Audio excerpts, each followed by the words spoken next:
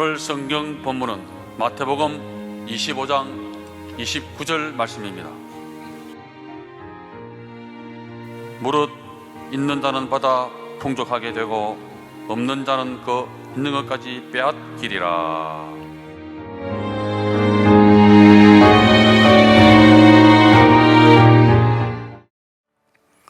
이러한 부자가 됩시다 라는 제목으로 말씀을 드리겠습니다.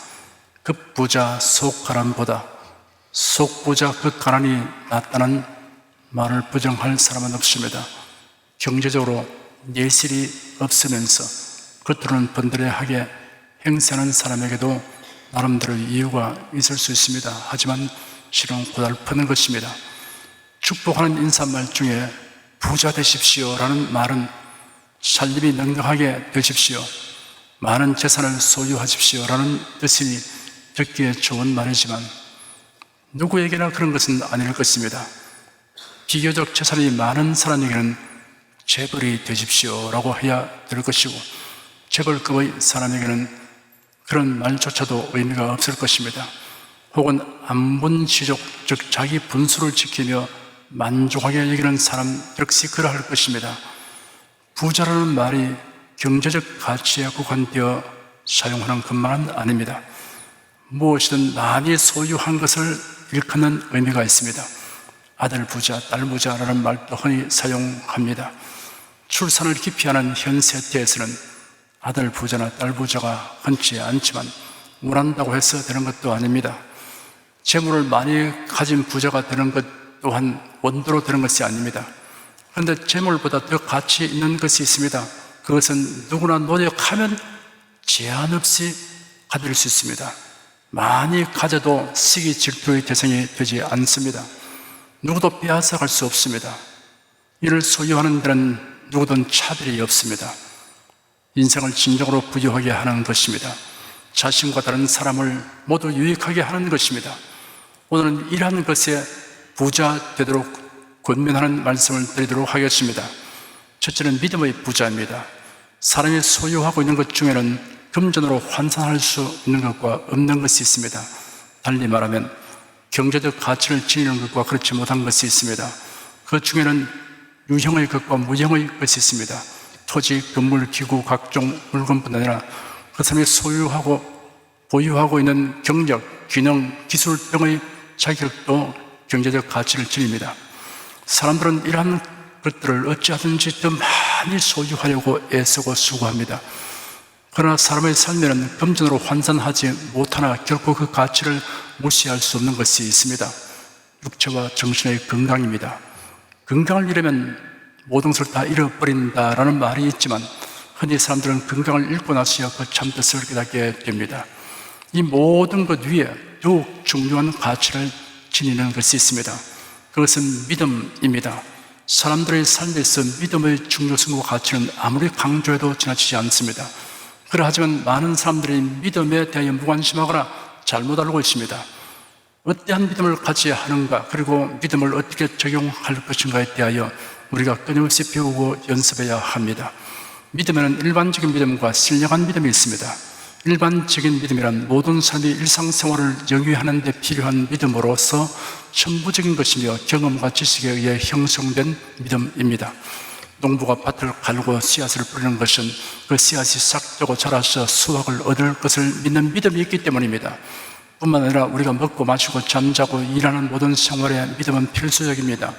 영적으로 믿음을 상실하고 마음의 의심과 불신이 가득 차게 되면 정상적인 생활을 할 수 없게 됩니다. 우리는 일반적인 믿음과 함께 신령한 믿음을 가져야 합니다. 신령한 믿음이란 성경에서 말하는 믿음입니다. 하나님께 대한 믿음이며 또한 하나님의 말씀에 근거한 믿음입니다. 성경은 신령한 믿음의 가치와 그 중요성에 대하여 철저하게 가르치고 이끌어줍니다. 믿음이라는 말을 빼놓고서는 성경을 제대로 읽을 수 없고 이해하지 못합니다. 신령한 믿음은 그리스도인의 삶의 기반이요 뿌리입니다.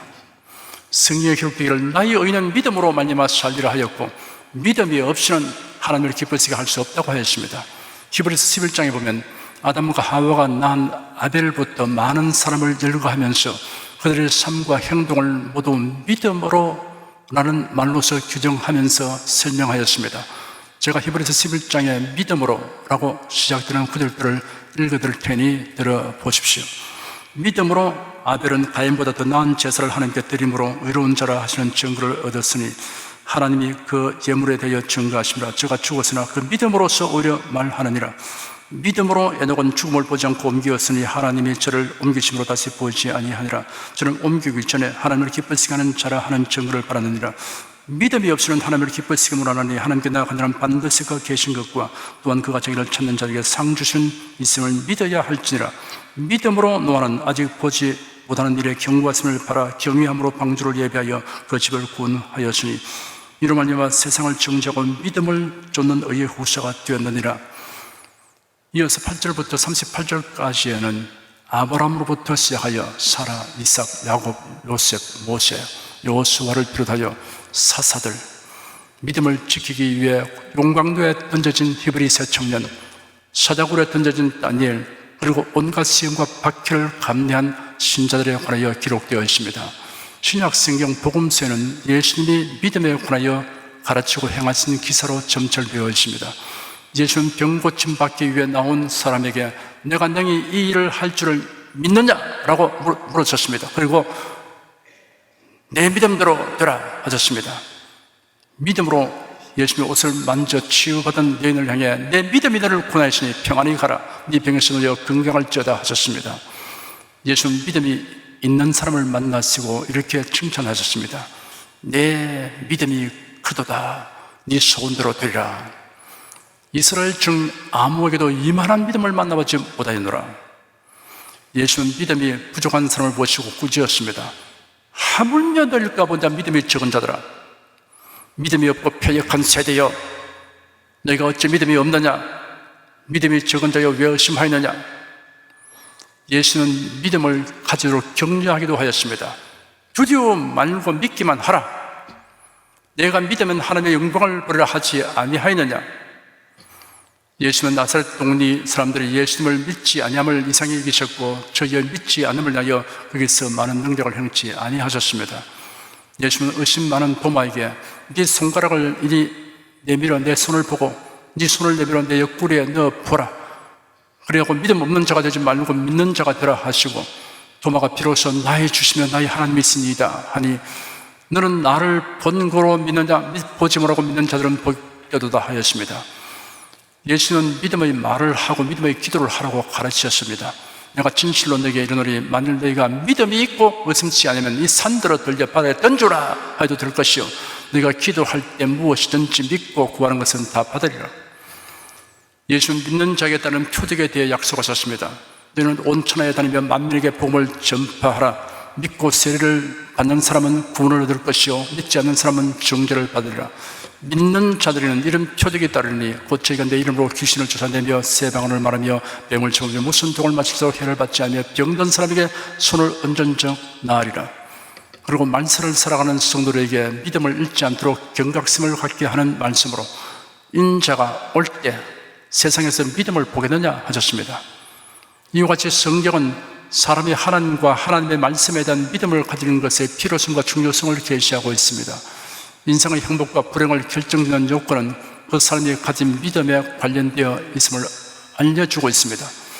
그런데 우리가 유의해야 할 것은 믿음의 대상과 근거가 잘못되면 그 믿음은 인생을 불행과 파멸로 이끌게 된다는 사실입니다. 많은 사람들이 믿음의 가치와 중요성을 알고 믿음을 가지며 또한 믿음을 가지려고 애쓰고 있습니다. 그러나 믿음의 대상과 근거가 잘못되어 불행과 파멸을 자초하고 있습니다. 모든 사람이 믿어야 할 대상은 창조주이시며 예수 그리스도로 말미암아 죄인을 구원하신 하나님입니다. 사탄은 사람들이 하나님이 계심을 믿지 못하게 하거나 우상을 하나님으로 섬기도록 하여 멸망받게 합니다. 신이 존재하지 않는다고 주장하는 무신론, 유한한 인간은 무한한 존재를 인식할 수 없으므로 신이 있는지 없는지 알 수 없다고 주장하는 불가지론, 피조물을 하나님으로 섬기는 우상 숭배로서 사람들을 멸망으로 이끕니다. 모든 종교에 다 구원이 있으며 하나님에 대한 관념과 이해가 다른 것은 문제될 것이 없다고 주장하는 종교다원, 종교혼합, 종교포용, 종교일치주의로서 복음을 혼잡하게 합니다. 우리 믿음의 근거는 성경에 계시된 하나님의 품성 그리고 하나님의 명령과 약속입니다. 그러므로 성경은 우리의 믿음을 뿌리박게 하고 자라며 열매를 맺게 하는 토양입니다. 하나님께서는 하나님과 하나님의 말씀에 대한 믿음을 가진 자에게 그 믿음이 실제적인 체험이 되게 하여 주십니다.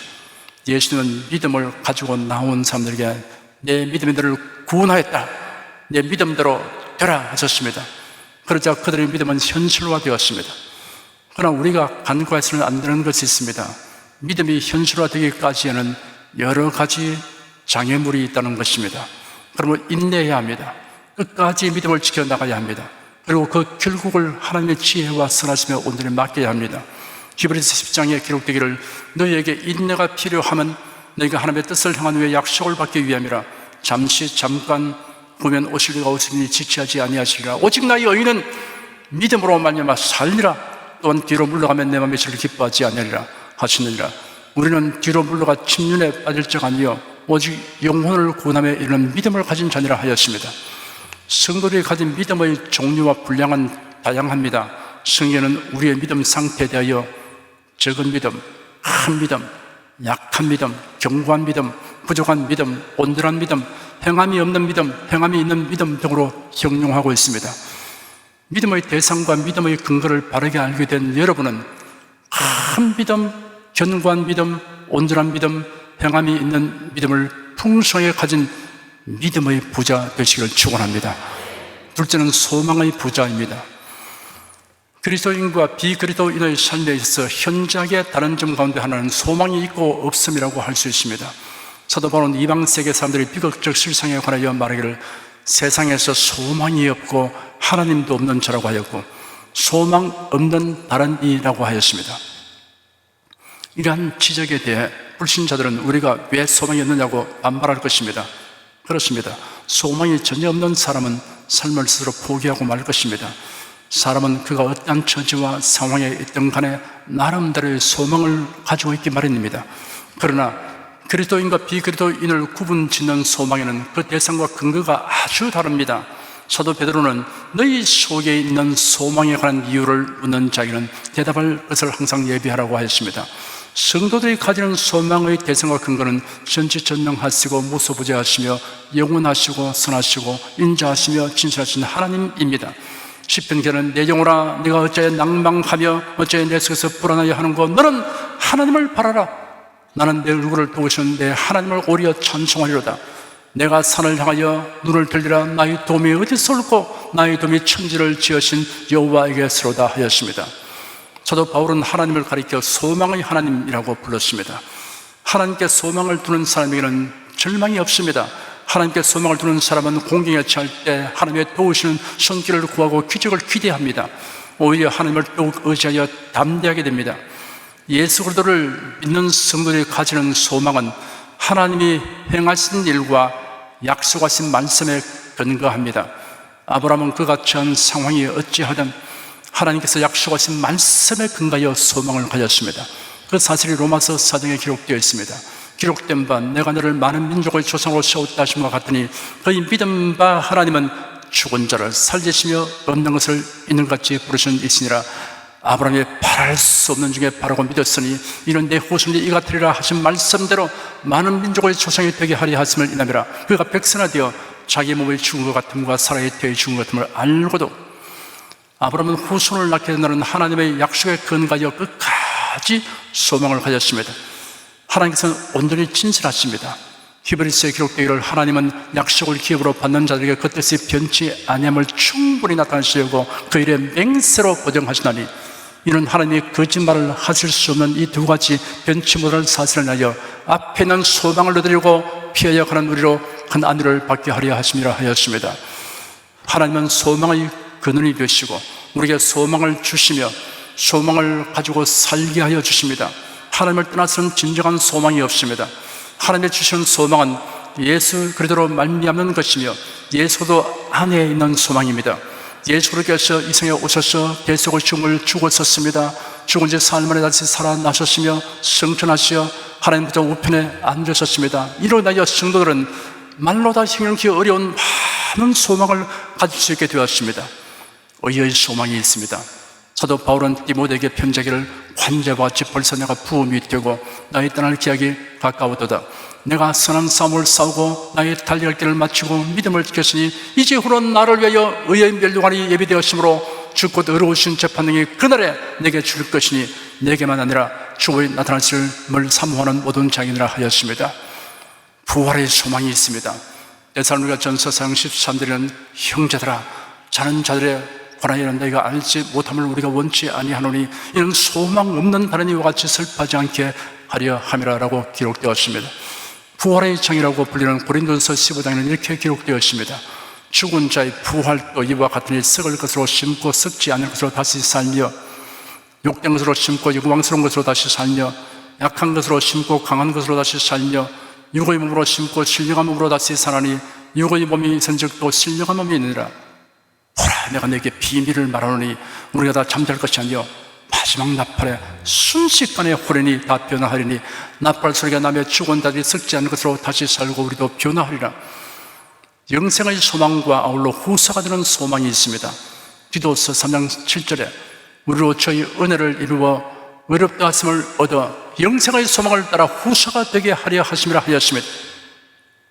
성도들은 하나님의 자녀이며 또한 후사입니다. 자녀는 가족 관계를 강조하는 용어이며 후사는 상속과 관계되는 용어입니다. 그러므로 성도는 그리스도와 함께 영광을 누리는 놀랍고 엄청난 복을 누리게 됩니다. 천국의 영광 중에 거하게 되는 소망이 있습니다.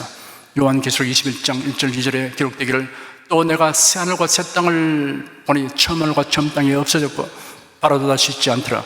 또 내가 보며 거룩한 성 새 예루살렘이 하나님께로부터 하늘에서 내려오니 그 예비한 것이 신부가 남편을 위하여 단장한 것 같더라 하였습니다. 주님의 칭찬과 상급에 대한 소망이 있습니다. 요한계시록 22장 12절에는 보라 내가 속히 오리니 내가 줄 상이 내게 있어 각 사람에게 그 일한 대로 갚아주리라 라고 기록되어 있습니다. 모든 것이 합력하여 선을 이루게 된다는 소망이 있습니다. 하나님께서는 우리에게 때를 따라 돕는 은혜를 주시고 모든 일이 합력하여 선을 이루게 하여 준다고 성경에 약속되어 있습니다.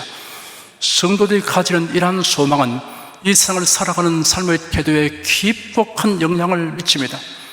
죽음에 대하여도 지나치게 두려워하지 않게 합니다.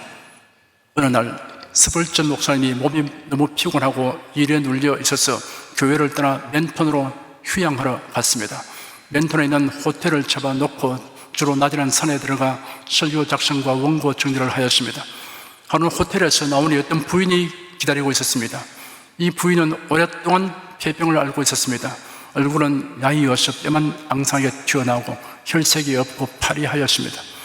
부인은 목사님을 보자 입을 열었습니다. 목사님 안녕하십니까? 저는 폐병 환자입니다. 오래 살지 못할 것입니다. 저는 자리에 누워서 목사님의 설교를 읽고 큰 은혜를 받았습니다. 그런데 저에게 죽음이 다가오니 죽는 것이 무서워졌습니다. 어떻게 하면 좋겠습니까? 스벌전 목사님은 부인을 잠시 바라보다가 입을 열었습니다. 천국에 가고 싶습니까? 예. 천국은 가고 싶은데 죽기는 싫단 말이죠. 그렇습니다. 그럼 죽지 않고 엘리야처럼 불병거와 불말이 나타나고 회리 바람을 타고 승천하셨으면 좋겠군요. 그렇다면 얼마나 좋겠습니까? 만일 불타는 수레가 나타난다면 그 수레에 오를 자신이 있습니까? 아니요, 저는 불 속에 뛰어들고 싶지 않습니다. 불말과 불수레가 천국으로 인도할 것인데도요? 예, 그러나 불은 무서워요. 그럴 것입니다. 저녁 잠자리에 평온한 마음으로 누워 잠이 들면 깰 때는 천국에서 일어나게 되는 것이 불수레를 타고 가는 것보다 훨씬 수월한 것입니다. 믿음을 가지십시오. 목사님 감사합니다. 저녁 잠자리에 평안히 누워 잠들었다가 천국에서 깨기를 원합니다. 그렇게 되기 위하여 기도하십시오. 예, 목사님 감사합니다. 오늘부터 죽음을 위하여 기도하겠습니다. 부인은 자기 집으로 돌아갔습니다. 항상 슬픔과 절망의 빛으로 가득 찼던 부인의 얼굴의 기쁨이 감돌았습니다. 여유고 화려한 그의 얼굴이 소망으로 빛났습니다. 소망을 가지는 것은 좋은 일입니다. 그러나 어떠한 소망이라도 다 좋은 것은 아닙니다. 정당한 근거가 없는 소망은 결국은 슬픔과 후회를 낳게 됩니다. 진실한 근거가 없는 소망은 오히려 참된 소망을 가질 수 없도록 방해합니다. 19세기 유토피아 사상이 있습니다. 이 사상에서 여러 가지 사회주의 사상이 나오게 되었습니다. 정치, 경제, 사회, 제도의 개혁을 통해 유토피아를 가져올 수 있다는 사상입니다. 이러한 사상의 사람들이 크나큰 소망을 가졌습니다. 이 사상을 가장 과학적이고 합리적으로 발전시킨 사상이라고 생각하는 것이 유물론적 공산주의입니다. 소련이 먼저, 그리고 중공과 북한이 뒤이어 이런 사회를 실현해 나갔습니다. 그런데 결국은 전체주의와 무자비한 숙청과 학살, 그리고 경제적 파탄을 초래하고 말았습니다. 소망의 하나님을 떠난 인간의 어떤 사상, 제도, 노력도 참된 소망을 가져다 주지 못합니다. 그 모두는 근거 없는 소망일 뿐입니다. 허다한 우상 종교와 무속 신앙은 사람들에게 헛된 소망을 갖게 하여 사람들이 소망의 하나님께로 나아가지 못하게 합니다. 그래도 예수 안에 있는 진실한 소망을 얻지 못하도록 합니다. 우리가 힘써 복음을 전파하여 사람들이 헛된 소망을 버리고 누구에게나 항상 있어야 할 소망을 가지도록 인도해야 합니다. 예수는 불멸의 소망, 산 소망의 근거가 됩니다. 전 인류의 소망이며 우리 한 사람 한 사람의 소망이 되십니다. 사랑하는 여러분에게는 예수 그리스도 안에서 의의 소망, 부활의 소망, 영생의 소망, 후세가 되는 소망, 천국 가는 소망, 주님의 칭찬과 상급에 대한 소망, 모든 것이 합력하여 선을 이루는 소망이 있습니다. 여러분은 이런 소망을 향유하고 만끽하는 소망의 부자 되시기를 축원합니다. 셋째는 감사의 부자입니다. 감사의 이유를 수집하고 감사하기를 즐기는 습관은 비할 데 없이 고상한 취미이며 묘 의미 있고 고배로운 가치를 생산합니다. 하나님께 감사하는 행위는 하나님을 영화롭게 합니다. 이스라엘 백성들 중에 다수가 가나안 땅에 들어가지 못하고 광야에서 죽었습니다. 그 이유가 고린도전서에 기록되어 있습니다. 저희 중에 어떤 이들이 원망하다가 멸망시는 자에게 멸망하나니 너희는 저희와 같이 원망하지 말라. 저에게 당한 이런 일이 거울이 되고 또한 말세를 만난 우리의 경계로 기록하느니라 하였습니다. 하나님에 대한 원망불평은 변망당한 죄를 짓는 것입니다. 이런 적극적인 범죄입니다. 원망불평은 하지 않아도 감사가 없는 것은 소극적인 죄에 해당합니다. 왜냐하면 하나님의 베푸시는 은혜가 셀 수 없도록 많기 때문입니다.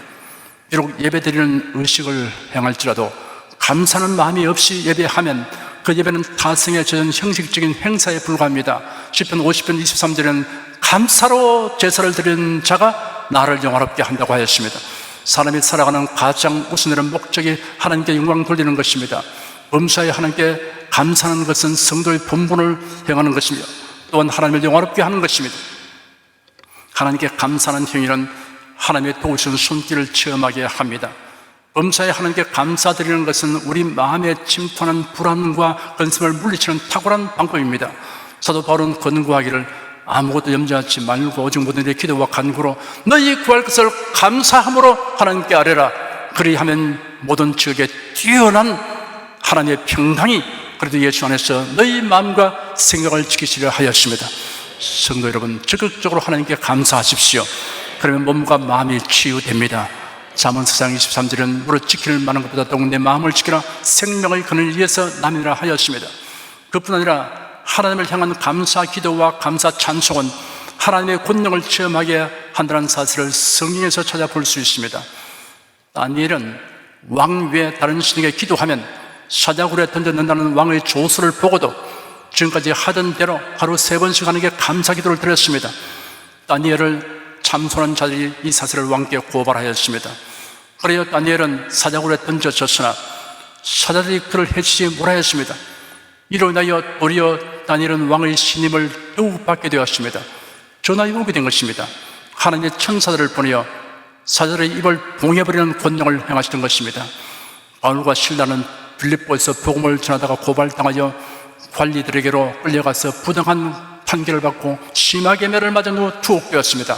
그런 상태에서도 바울과 실라는 밤중에 그 감옥에 갇힌 다른 죄수들이 다 듣도록 기도하고 찬송을 불렀습니다. 그러자 하나님의 권능의 손을 내밀어 지진을 일으켜 감옥 문과 창고가 다 열리게 하셨습니다. 이로 인하여 바울과 실라는 자유몸이 되었고 빌립보 감옥의 간수와 그 가족들이 모두 예수님을 영접하였습니다. 하나님께 감사하는 행위는 분위기를 밝게 하고 원망불평하려는 사람들의 마음을 변화시킵니다. 이스라엘 백성들 중에 있던 잡족들이 원망불평하는 분위기를 조성한 연고로 이스라엘 백성들이 감염되어 울면서 하나님을 향해 원망불평하였습니다. 그들이 울면서 원망불평거리로 내세운 것은 사실상 감격의 눈물을 흘리며 감사거리로 삼아야 할 것이었습니다. 성경 민수기 11장에 당시의 일이 이렇게 기록되어 있습니다.